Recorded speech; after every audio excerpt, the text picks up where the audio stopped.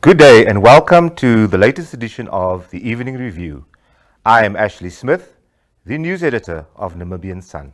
And on our front page today, Meatco reached another major milestone yesterday when it sent its first commercial consignment of beef to the United States, making Namibia the first African country to export beef to the USA.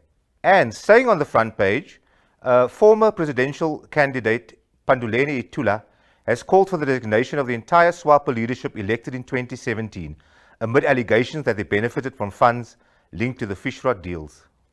And in his staff address this morning, Finance Minister Calle Schlettwein also honed in on the Fishrot saga, in which his two former cabinet colleagues are alleged to be involved. The system, the Fishrot saga, of course, which is happening on a larger scale, our court case with regard to under-declaration, are those incidents that show the worst of us. And they are extremely harmful to our reputation, but also to our well-being, our physical well-being. They are harmful to Treasury, they are harmful to the economy.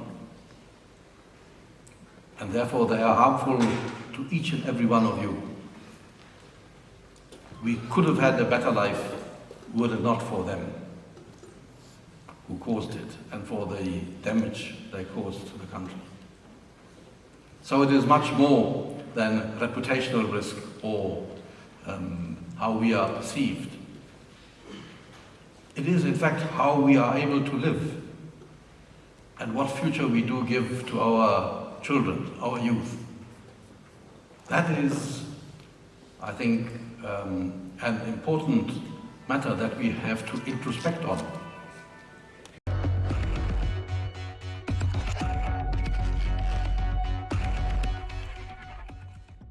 And our reporter at the coast, Otis Finck, hones in on the shipwreck of the Resplendent. This is the footage that he put together. Dag Gerald, hoe gaan het? Oh nee, is alright, hoe gaan het met jou? Alright man. Luister, jy is 'n bemanningslid van Fishrot, een van die eerste bote wat op die sinkende Resplendent afgekom het. Wat het daar gebeur? Okay, ons was bezig om te abtrol uit dit. Ja. En ek en my vriend, wat nou saam op een kant werk met dek, ek het nog vir hom gevra nou, hoekom is Resplendent, hoekom kom sy nie so hoogheid? Hulle was ook dit bezig om te abtrol. Maar toen sy die kop toegevat, dus ons net volgens die weer miskien. Ja. En toen ons klaar die net op onze net met dek het, en om bezig om terug te trek, toen sê die skipper net, nee, ons los, die net Resplendent vat water hiervoor. Toen los ons alles, toe beweeg ek onmiddellik na die bougedeelte. En soos ons aanspreek by die bougedeelte kom, toe is die boot alreeds halfgat in die water. Van die crewmense is in die water geweest, life jackets. Dit was sad. In die bestek van hoeveel minute het al hierdie goed gebeur? As ek nou eerlik moet wees, 5 minute mense is lang. Ja. 5 minute is lang. Sê van my, op hierdie stadium weet ons dat die skipper van Resplendent, Carlo Gordon, nog nie gevind is nie. Is daar miskien 'n boodskap vir sy mense of vir die crew members wat jy wil deurgee? Ja, ek wil net sê, ons moet vir God dankie sê, dat hy vir ons allemaal en hy sê het dat ons die skipper verloor het. Maar ons allemaal voel saam met hulle. Dankie man.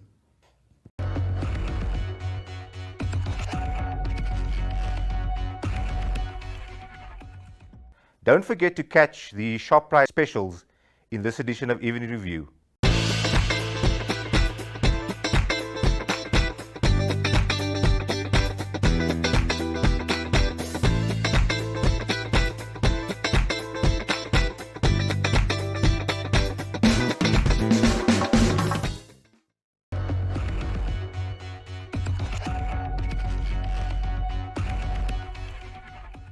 As the rains continue to fall around the country, more thunder showers are expected to fall over the Khomas, Otis and Hartap regions. These images are courtesy of Rien in Namibia's Facebook page.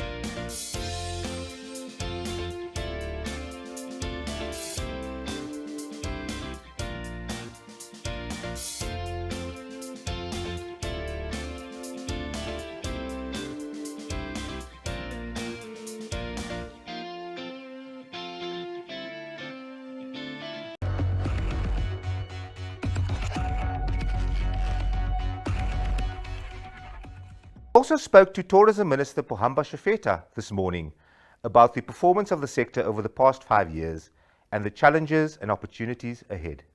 Joining me in studio today is none other than the Minister of Environment and Tourism, Mr. Pohamba Shafeta, and he's here to speak to us about his term as Minister in that capacity, but also to reflect on the relationship with Namibia Media Holdings, particularly as far as the Namibia Tourism Expo is concerned, to promote and enhance responsible tourism. Good day, sir, and welcome. Good morning, good morning. And, thank you for having me here. Good. I'm reliably informed that one is allowed to say Happy New Year until March. Yes, yes, and the compliments. Thank you. This time we are still, the year is still young. Very well. Yeah. I'd like us to please... But it's very fast. Huh? Indeed, it's a fast-paced year. I can't believe that we are entering March now. Yes, hashtag 2020. Let's please talk about your term as Minister of close to half a decade. What were the highlights and what were the challenges, according to you? Yes, you see, the Ministry of Environment and Tourism is a very interesting ministry. Very exciting events there. And for those couple of years I've been with the Ministry of Environment and Tourism, very dedicated team there. And we have done a lot of work, and we are doing a lot of work too at the moment. There are things that we feel proud of that we have accomplished as a ministry. It's a team. Ministry of Environment and Tourism is mandated to, first and foremost, to conserve our natural resources and to preserve our natural resources, both conservation and preservation as well. And also to ensure that our environment is protected from harmful activities or destructive activities, and also to ensure that we utilize our natural resources on a sustainable basis. And that is the laboratory of our constitution. And that's why our constitution is one of those constitutions, if not only, that entrench environmental protection in it. There is no any other constitution that I've come across with that has entrenched environmental protection as much as Namibia's constitution does. So therefore, that Article 95L is very important, and it's mentioning that, and that's what people don't understand. Sometimes they don't read that constitution, the imperative of that constitution. That chapter 11, because that chapter 11 talks about the welfare of the people of Namibia, and those who find themselves in Namibia.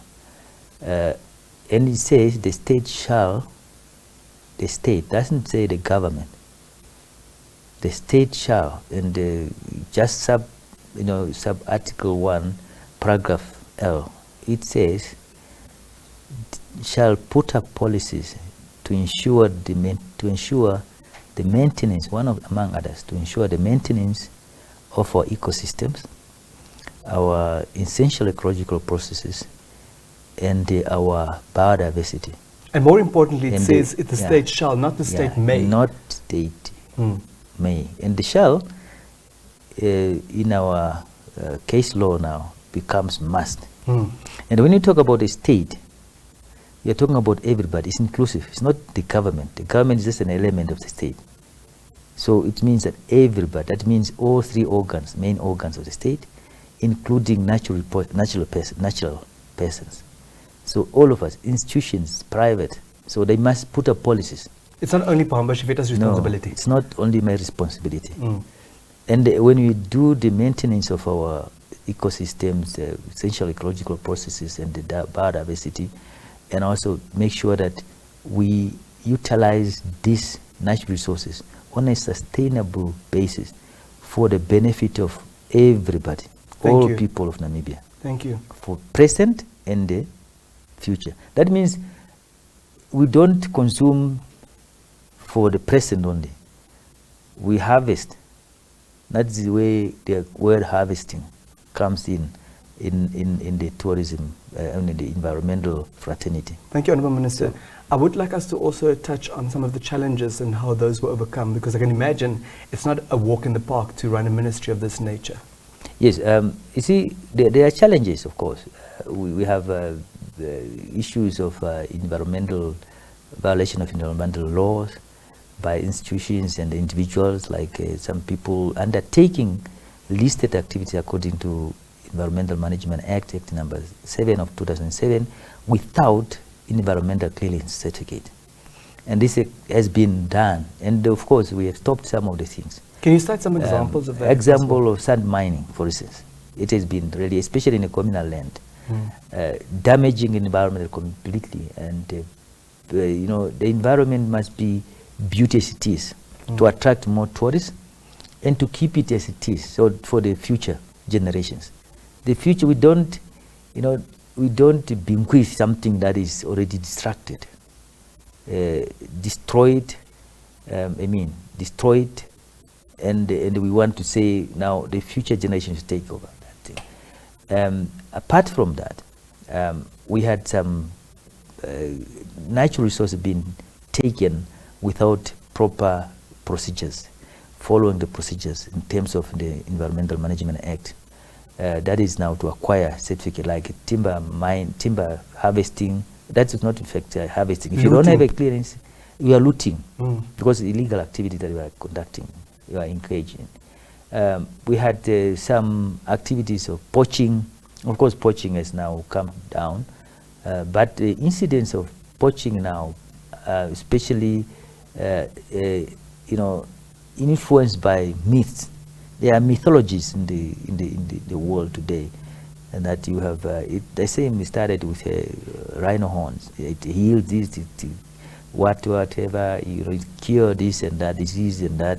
There's so many. So we have the same now with pangolin, and these are protected species, and that's why we have to change the law so that all these protected species, highly protected species, must be protected highly in the law, and that's why we have to upper the penalties, both custodial penalties and also fines. So it must be higher. So if you those who are in jail now, waiting for trial, either on bail or remanded, and they were arrested after this law came into force, the Environmental Management Act, I mean the two, because we have had to amend the two laws, the Nature Conservation Ordinance and also the our laws that protect the usage of our products. That is means wildlife products. To provide for stiffer sentences. Yeah, to provide stiffer sentences. And now you can be jailed from maximum 15 years, 25 years, depends on the recurrence. If you are caught today and after again you were sentenced, you get, so it will be double, it will double. So you're talking about paying millions now, from 50 million upward. Thank you. 15 years upward. So those who are waiting trials, waiting inmates, and they are waiting for, they were arrested during this act the 2 amendments came into force. That means after that amendment came into force, this new law, when it comes to penalties, prevails now. Thank you, sir. So, I and, wish there we is- and the last year, we have arrested more than 200 people regarding poaching. And we have less cases now when it comes to poaching. So we have put that. And one challenge was that we need to make sure that the Etosha National Park is properly fenced off. We are going to launch that now this weekend. The first fencing of has already started, and we are doing it on our own. We don't need any contractors anymore. The contractor will just rip the money off, and we are left with nothing at all. So we are going to do much more with our own personnel. Thank you very so much. We put up teams, in fact, that will do that, and they will frequently go there and do our work weekends and they finalize. And if you go there on Saturday, you'll see that we can do much better. Very well. I wish we had a lot more time to do justice to a 5-year term in such an important ministry, but unfortunately we don't.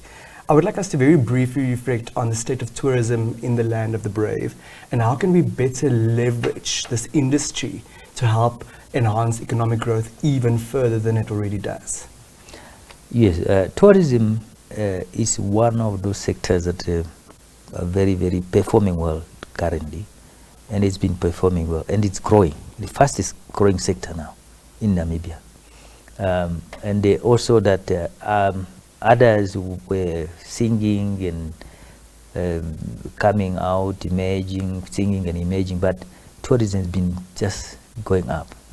If you look at the statistics, the current statistics now, we have 2019 will come now. We are talking about growth with 3.9. You know, it is a very encouraging growth, given that the world with economic crisis, and still we can maintain that growth, even more than 2017 to 2018. It is very encouraging. That means that our environment is very conducive for our tourists to come here. So we just need to look at our safety, the safety of our tourists. That part is public, we need to do it. Because are we doing enough about the safety? Yeah, we need to do that. We shouldn't leave this to the government or to those who are responsible for tourism, whether private or public. So it should be a responsibility for everybody. It's our own joint enterprises that we need to jointly work on. So if you look at the importance of tourism, last statistic, we have 1.5 million tourists arrived in Namibia. And if you are saying each 13, when you just count 1 to 13, then one job opportunity is created. And if you divide that 1.5 with 13, it will give you how many jobs were created within that period of time. We're talking about job created from the airline, just bringing in the people from that angle, from airline, coming to the airport, transport. You know, you need manpower, hospitality industry. I can tell you that if you close, if a year comes and half of these tourists don't come to Namibia, We'll be in for instance, trouble. we have less than 1 million or just 1 million, and that half are not. So many restaurants will close, many car hires will close, many lodges will close, many hotels will close, Absolutely. and people will lose jobs. Absolutely. So- there was a post circulated this past week about an unfortunate incident. It was a German couple who were in Namibia to celebrate the one spouse's 60th birthday year in our country. Unfortunately, they were robbed at a certain location, and they returned before the actual birthday. And you know, in an era of social media, these things spread like wildfire, and everyone takes note of that, and doesn't do our sector any good. This is very, very bad. You know, it's very bad news. We have some isolated incidents like that, and that's why I said it should be everybody's business. Tourism is everybody's business. It shouldn't be left by. If you see, if you found some tourists being harassed by, we have naughty kids in the house. They are also naughty kids. In the By Namibian these house, there are naughty also a kids. couple I of don't want to naughty say kids. criminals, but naughty kids, and they claim to be, I don't have a job, I don't have, so, but this is not the thing. We in Namibia were saying, job creation comes from, job opportunity comes from tourism. Contribution to the GDP, to the economy, the general economy, we are second. And now if you are disturbing this sector, and it's very, very sensitive sector. Those stories like those ones, they came here, they had Namibia probably the first time they used to come here. It's a very bad experience. And we probably never see them again. They might not come here. Yeah. Or they will tell their friends as well. Do not come. It's a bad part of it. Trying to get tourists to come to Namibia, marketing the country outside, it's very difficult. But this can be damaged by just one simple thing. Absolutely. Then you lose thousands of tourists. That's an incident like that. Yes. Some people get discouraged already. And it's on the social media. Absolutely. So let us all, and even those who perpetrate such kind of activity, they must know that it's a self-destructive activities Definitely. they are engaging. But before I get accused of also being a naughty kid by the producer and the director, let's keep the ship moving. I would like us to speak about the involvement of the ministry on a ceremonial and on other levels as far as the annual Namibia Tourism Expo is concerned, and also to reflect on how this initiative, that is a growing and an evolving initiative, aids and contributes to sustainable tourism. Very good. I'm happy that Namibia Media Holdings has been a partner here. Yeah. And that partnership really borne fruits. And it's bearing fruit, continue to bearing fruits. And I'm happy that. And really we need to keep up this partnership. Tourism, as I said, is everybody's business. So everybody has to play his or her role, her part. You need to do that. And I really have to appreciate that Namibia Media Holdings has been really keeping us, especially this expo, Tourism Expo, floating. And we move forward.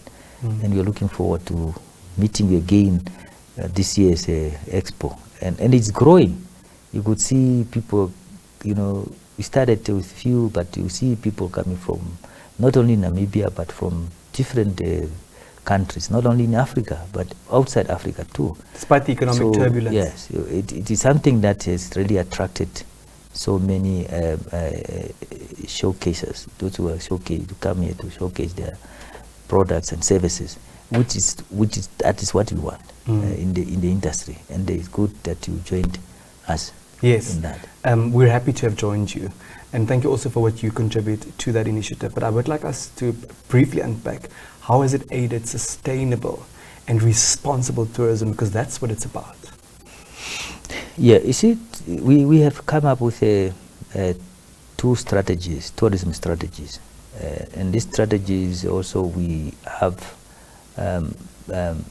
now have appointed the first interministerial committee that to implement what we are jointly, because as I said, tourism is everybody's business, and tourism touch many sectors and many agencies, many offices, and all of us. So we have that interministerial committee, and that interministerial committee is there to implement and to look at loopholes. And we have an advisory committee as well. And the advisory committee is composed of private and public jointly. And we want to be inclusive, and we want to make sure that the industry, so the sector itself in general, has an understanding of what is going on, should at least give us information, should generate ideas as to how to move forward with the tourism tourism forward. So, and that is working, but of course, sometimes you have people who have no time to attend this meeting, but we are identifying some loopholes.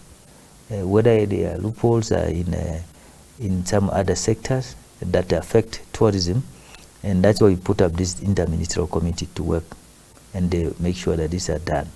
The ideas that we generated from advisory committee council, then implemented here.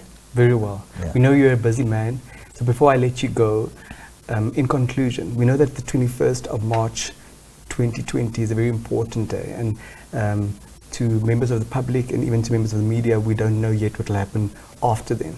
What does the future hold for Pohamba Shifeta? With regards to the public work, Yes. it's in the hands of the appointing officer and the public. First, my position is I'm appointed. That is my status in this position. The appointing officer is there, and also for the public, up to see whether I'm doing something or I'm not doing something. But I'm there. I'm doing the public work. But I have many other ways to do so. But I'm an elected member of parliament.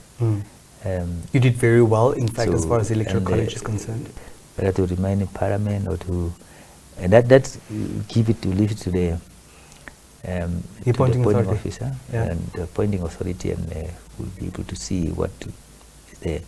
But there was a time I thought, I don't know, I think maybe it will be sometimes enough to, then you can go and do your private work. But you see some of the things that you don't learn to do, and maybe because of that, that's why I'm still here today. Thank you. Yeah. Thank you very much for your time, and thank you for sharing how the journey has been thus far, and we're excited to hear what the future holds. Thank you very much. Tapandula Unene. Thank you, Tapandula. The Honourable Minister of Environment and Tourism, Mr. Pohamba Shifeta.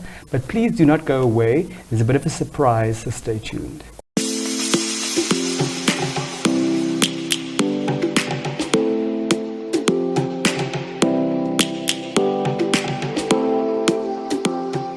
At this very important official opening of the Namibia Tourism Expo, the edition 2019, marking the 21st years of existence of this auspicious event on the Namibian tourism calendar.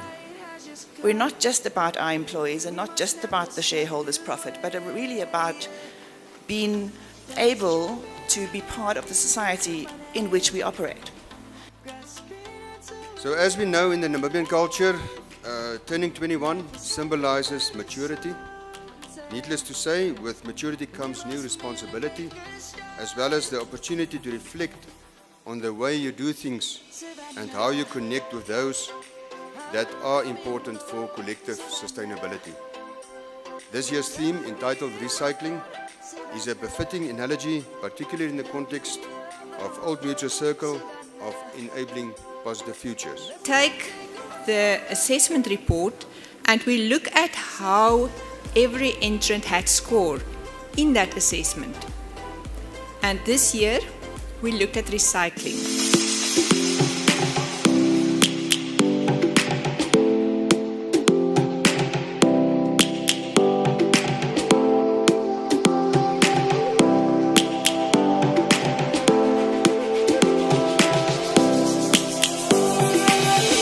Lions roaring in the morning sun, searching for a longer day. People feeling like the light has just come. We must never stop the way. Birds jumping and I hear my name. Grass green into alive. Life is happy but it's so insane. We must merely make a start. Savannah, I'm coming home, Savannah. We'll never be alone, Savannah. The beauty of the world, Savannah. Let's all take a walk,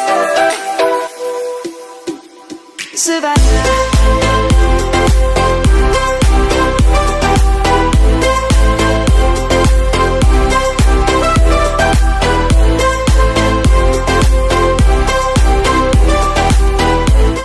Ondangwa is the winner, congratulations.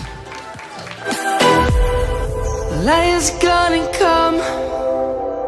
One of the programs that we have is called Kletskompas, it's an Afrikaans program, and we have an introduction in the beginning. And if you please go and watch Kletskompas, it's an Afrikaans program every morning at 10 o'clock. You'll see one of the images there on environment or people from Ondangwa, because I couldn't get a better caption of an image, how passionate they are about managing the challenges that they are facing. And I think the story is more about that passion and making sure whatever challenges we are facing as a town, to clean it. Savannah, I'm coming home, Savannah. We'll never be alone, Savannah. The beauty of the world, Savannah. Let's all take a walk, Savannah. I'm coming home, Savannah. We'll never be alone, Savannah. The beauty of the world, Savannah. Let's all take a walk.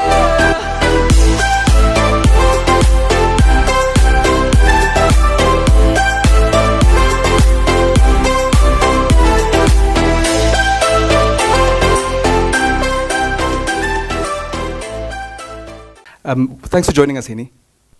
Thank you, Denver, and Honourable Minister Puamba. This is just a very, very small token of appreciation of everything that you've done for us over the last 5 years in celebrating ecotourism at the Namibian Tourism Expo. And we're looking very much forward to the next 5 years when we'll be celebrating youth in tourism. So thank you very much on behalf of Namibia Media Holdings and on behalf of the Namibian Tourism Expo. This is just a small token of appreciation of all the front pages, the headlines that you've created in the joy and the commitment of us celebrating tourism in this country. Thank you very much. Thank you very much. This is really fascinating. I could now see even the things that I forgot about and the headlines that I forgot about. Thank you very much. It's really for posterity. Indeed. Before we finally let you go and to say thank you again to you, I can imagine that you would need to declare this to the appointing authority too. Yes, this is how. What is the value? Yes, it depends on the value. Yeah, you know, we can. If it's more than 10,000, I have to declare it. Yes, yes. Thank you very much for your time, and thank you, Henny, for joining us. Thank you very much. There you have it. That was the Minister of Environment and Tourism, Mr. Pambashi Feta, reflecting on his 5-year term as Minister in that capacity, but also the role and involvement of Namibia Media Holdings through the Namibia Tourism Expo in promoting responsible and sustainable tourism.